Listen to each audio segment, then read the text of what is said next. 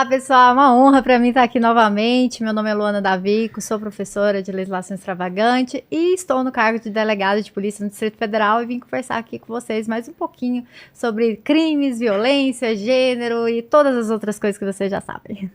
Ei, gente, que alegria imensa poder estar aqui. Eu sou Faida Bello, sou advogada criminalista, trabalho com crimes de gênero, direito antidiscriminatório e feminicídios. E sou autora do livro Justiça para Todas. Maravilhoso. A gente teve esses dias aí, uns dias atrás, né? A coisa mais recente que eu lembro foi, cara, eu fiquei, até compartilhei com a minha mulher um caso. Ah, não pediu presente, desculpa, antes de falar do presente. Onde está o presente? Onde está o presente? Onde está o presente? Cadê Não o presente? trouxe? Trouxe. Ih. Fábio. Enquanto procura um presente, Fábio, cadê o enquanto presente, procura um presente, Fábio? vamos falar disso, Luana. Já vou conversando aqui antes de começar o programa. Sim. Foi, acho que uns 3 dias atrás, aconteceu lá que saiu a notícia da... Vê se tá certo, pelo que eu entendi, a menina foi na festa, ficou inconsciente de bebida, o amigo colocou no Uber e ficou acompanhando, só que ele dormiu. O irmão dormiu. O irmão dormiu, É. aí o cara tocou o interfone, ninguém atendia, Uber. o Uber deixou na porta, passou um cara lá, levou pra outro lugar e estuprou a mina.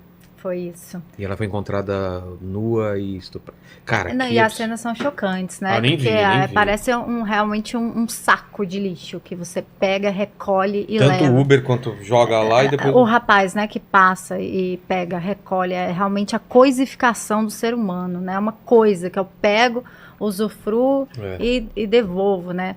E a gente fica pensando o tempo em nenhum todo. momento ela devia estar inconsciente todo esse tempo, né? Ou não? Claro, você pensa numa Nossa. embriaguez nesse nível, no nível de que uma pessoa te carrega e você não consegue nem relutar, né? É no que eu não carre- vi o vídeo, ela não reluta nem nada, ela tá totalmente um pedaço. Ela é carregada igual um Nossa. porquinho, assim, né? É mais ou menos isso, né, Faida? Você viu o vídeo? Eu fiquei em choque, porque isso é o ápice da prova do quanto o Brasil, desde e de sempre, ignora, minimiza e normaliza a violência contra os nossos corpos. Para você ter uma ideia, o primeiro código nosso, que falava sobre o crime de estupro, você sabe qual era a reprimenda, a pena, Ah, a que pena. o cabra O cara recebia? Não. Botar uma aliança no meu dedo, cara.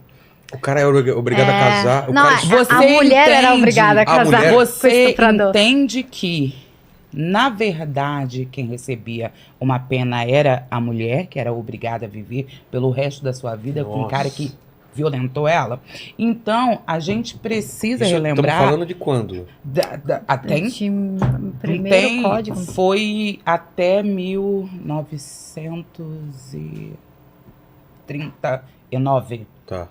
Por aí, 1939, por aí. Isso. Anos 40. Isso aí. Então, assim, o primeiro ponto que a gente precisa relembrar, que a gente vive em um país que sempre olhou a mulher como uma coisa, como um objeto para uso.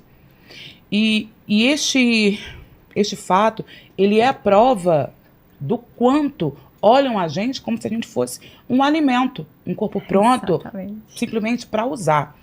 E mais ainda, quando eu olho essa mulher que ela estava em um estado de extrema o quê? Vulnerabilidade, o que torna o estupro ainda mais grave. Porque a gente Isso. pensa que esse estupro é só quando é menor. Mas se a mulher está em um estado que ela não tem como dar a esse homem algum Resistência. tipo de resistência, É, ela logo está o quê? Vulnerável. exato. Então, assim, foi um absurdo. Que bom que já acharam esse cara e eu espero que ele responda nos mais rígidos rigores da lei. Mas sabe o que é Eu triste? preferia que ele estivesse no inferno. O que é triste é que ainda tem gente que vai culpar essa mulher. Já Não, tem culpando. não, Entendeu? não. Já tá Por culpando. não ela é estar possível. embriagada. Já está culpando. Por ela estar num ambiente em que ela não devia estar, por ela se colocar numa situação de vulnerabilidade. Então, assim, a mulher, como bem a Faida coloca, é sempre um objeto de consumo, né? Das pessoas. E, assim, não é uma coisa que acontece só no Brasil, é no mundo, né? Não, mas é muito fácil Essa entender se objetificação. fosse o contrário. Se fosse um cara, um moleque, 18 anos, Exatamente. fosse deixado lá, chegava um cara e também estuprava ele. Eu Exatamente. duvido que algum cara fala, nossa, também deu mole. Não, o cara fala, pô, que absurdo esse negócio. Isso, porque a ideia que a gente tem do estupro, Vilela, é aquela ideia do cara desconhecido que sai do meio do beco com Pega força, violência, uma né? faca. Tá quase matando. E quando a gente vê que, na verdade, o estupro, ele acontece em situações muito mais normalizadas. Um médico com a paciente, como chama? Ginecologistas, né? A paciente está anestesiada, né? Exatamente. Isso acontece muito, né? Isso, e aí você percebe uma coisa, que a gente tem que entender a vulnerabilidade, na minha opinião, sempre como algo inerente ao fato de ser mulher. A vulnerabilidade, ao você nascer mulher, ela já existe, você já carrega essa vulnerabilidade, ela não é uma ocorrência. Você pode pensar que a embriaguez tornou aquela mulher vulnerável, mesmo sem estar embriagada, uma mulher é vulnerável no Brasil. O tempo todo nós somos vulneráveis. Inclusive tem Ubers. Inclusive no momento de sair de uma festa, de ir para qualquer lugar. Então essa vulnerabilidade ela existe carro, né? o tempo todo. Agora, numa situação assim, o que se espera de um comportamento humano é a proteção. E aí você vê a quantidade de figuras, personagens envolvidas na situação, todas masculinas, o cara que pediu o Uber para ela, o Uber, o irmão que estava acompanhando, ninguém se preocupou com essa mulher. Ou se preocupou bastante, né? Porque o cara ainda ficou acompanhando, mas dormiu. Como assim? Exatamente. Enquanto eu não tivesse certeza que ela estivesse na casa dela. Exatamente. Ou levar, né? Ou vai junto, essas presas fáceis aí da sociedade. Tá. Temos o problema. E aí? O que está sendo feito? O que pode se fazer? Até onde eu acompanhei, ele tinha sido preso, esse autor, né? Então, assim, você tem ele respondendo por um crime de uma forma... Mas eu tô falando até de forma geral, não nesse caso, entendeu? Pra gente diminuir essas coisas. Porque pena tem, né? Para essas pessoas. Não adianta só aumentar a pena. Acho que é todo um outro... Eu não concordo, tem que mudar muita coisa, não tem? Eu falo que as mazelas que o Brasil vive, seja referente ao machismo, ao racismo, ela é uma mão de via dupla. A gente precisa, sim, ter leis que punam, que reprimam o delito. Mas para além disso, a gente precisa evitar que este corpo seja uma mulher negro, gay, lésbica, sofra o crime. E como evitar que eles sofram? Que eu queria saber, a gente precisa falar de uma educação. E não só de educação em casa ou escola, mas educação em todos os ambientes. Por quê?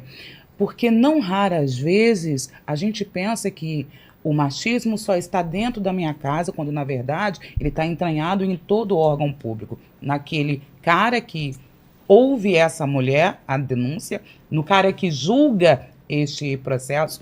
Então a gente precisa ter um Brasil que entenda que não importa a roupa que eu esteja, se eu bebi, se eu não bebi, se eu rebolei, ninguém tem o direito de violar o meu corpo.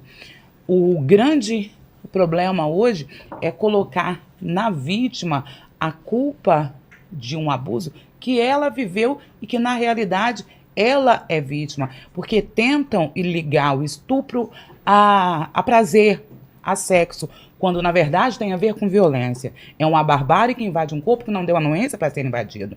Então a gente precisa que a população em geral seja educada para olhar a mulher como um indivíduo e para olhar o estupro como crime e não como uma chance que o homem teve de entrar em um corpo que não deu o aval para ele. Então a gente precisa sim ter uma educação em todos os ambientes e órgãos públicos para que a gente possa um dia ter um Brasil longe de qualquer tipo de violência que invada o corpo de uma mulher. Exatamente. Eu acho que, e é o que ela falou, a educação é voltada para uma prevenção. Será que a gente não se questiona se talvez todos esses personagens envolvidos tivessem obtido uma educação melhor em relação à prevenção? Será que esse Uber deixaria essa mulher ali, ó, jogada? Será que ele, inclusive, não pode ser responsabilizado com uma questão dessa, já que ele carrega a mulher ali, ele tira ela de dentro do carro dela, como se fosse uma encomenda, né? Como se fosse um Uber Flash. Exato, deixou um pacote Exatamente, lá. Então você... Se fosse uma criança, sei lá, um pré-adolescente, Isso, é a falta de olhar para a mulher, exatamente como eu falei, como vulnerável. Eu acho que o país inteiro, ele não tem dificuldade em enxergar uma criança como vulnerável. Tanto que o ECA nunca foi questionado no seu Verdade, nascimento, verdade. como a Maria da Penha sempre foi questionado. O problema é que a sociedade não quer reconhecer a mulher como vulnerável quando ela o é. Basta nascer. Os números mostram isso. Não é uma bandeira social sendo levantada nem nada disso. São números, são dados. É explícito que uma mulher, ela nasce já dentro de um mundo que a vulnerabiliza, né? A gente teve aí a situação de uma campeã de MMA, de UFC, não sei, não me lembro, que denunciou recentemente a violência doméstica que ela sofria. Então, assim, a ideia de que, não, uma mulher que, nossa, é campeã de luta, jamais seria agredida pelo companheiro. E porque nós mulheres, às vezes, podemos não ter uma característica aparente de vulnerável, mas nós somos vulnerabilizadas na sociedade. Então, se esses personagens fossem ligados pelo fato de que uma mulher é vulnerável, eu te faria a mesma pergunta. Será que se fosse uma criança, teria deixado ali? Não teria. Né? No mínimo, Verdade, vou levar para uma delegacia, vou levar para alguém, eu não vou jogar essa mulher aqui. Mas joga. Foi exatamente no sentido do que a Faida trouxe, da culpabilização da vítima. O problema é seu, você Ninguém mandou beber. Ninguém, entendeu? É isso. A atitude é Ninguém sua. mandou Você usar uma saia tão curta, né? Isso. Ninguém mandou, sei lá, ir nesse lugar. Exatamente. Então, e vocês falaram que não basta leis, também tem que ter todo esse... E você falou do aparato que vai desde a pessoa que nos órgãos públicos, né? Isso. Pessoa que julga, pessoa que vê isso aí. Ainda vocês veem muito problema em que sentido? Porque essas pessoas, na teoria, estariam sabendo da lei ou mais instruídas. Porque tem uma coisa na cabeça deles que eles já minimizam também de cara? Como que é? Assim, você me desculpa, Ana. Pode falar. Vai lá. Nervosa, Manda bala! Fala. Eu fico nervosa. Fale. Eu vou te dar alguns exemplos. Tá. Eu tenho certeza absoluta que você se lembra do caso da modelo, a Mari Ferrer. Você Mariana se Ferrer. lembra da Mariana Ferrer, que teve aquele problema que ela foi vítima de um estupro e na audiência o advogado do cara violentou ela de todas as formas, com imagens íntimas e outras coisas, na audiência. Ah, é verdade. E após isso, criou-se uma lei, né, que colocou um artigo lá no código dizendo que essas vítimas não podem ser humilhadas em audiência, expostas, mas aqui. É um tal de violência institucional. Mas olha aqui uma coisa. Você entende que foi criada uma lei para falar o básico. O óbvio. Exato. O judiciário não tinha que ser um ambiente que acolhe, que protege essa vítima? Como assim estavam um promotor e um juiz ali? E um defensor. E vendo toda essa violência contra essa mulher e ficaram inertes. Então, eu repito novamente, e respondo como? Porque o machismo não está só na minha casa. Um outro dia, viralizou um áudio a diferença foi de um voto, né? Do CNJ para abrir o PAD contra esse juiz. Nossa. Exatamente. Um voto.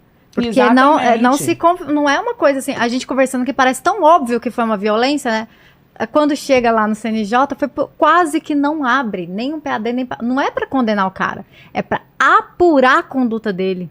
Já estavam absolvendo o cara desde o início.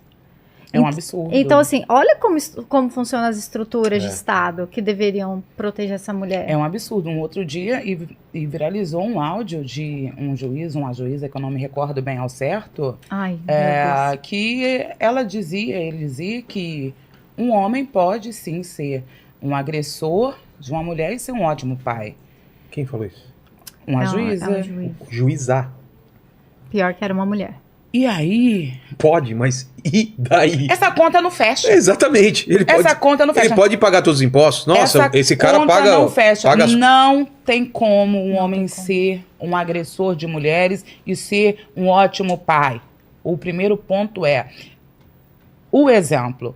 Se ele é um homem que agride uma mulher, o exemplo que ele dá para o filho homem dele é que ele pode crescer, arrumar uma mulher e olhá-la como uma coisa, um objeto, e bater nela também. Entendi O que você tá exemplo falando. que ele deixa para a filha, a menina dele, é que a coça é normal, que ela, na verdade, vai ser um objeto do marido, na qual ele pode, sim, violentar ela. Então não venha e dizer que um homem que agride uma mulher pode ser um ótimo pai, porque ele não pode ser um ótimo pai. E isso mostra, os exemplos que eu dei, que na verdade está entranhado o machismo em todas as esferas. Quando uma mulher vai à delegacia, não raras vezes ela é feita vítima novamente. Por quê? Porque botam em xeque se aquilo que ela está relatando é verdade. Sim. Botam em xeque se realmente ela é vítima. Às vezes falam para ela reatar com o cara porque não quer e abrir ali o auto. Enfim, de todas as formas, em todos os cantos, a gente tem uma estrutura que labora diariamente para que a mulher não seja vista no Brasil como um indivíduo.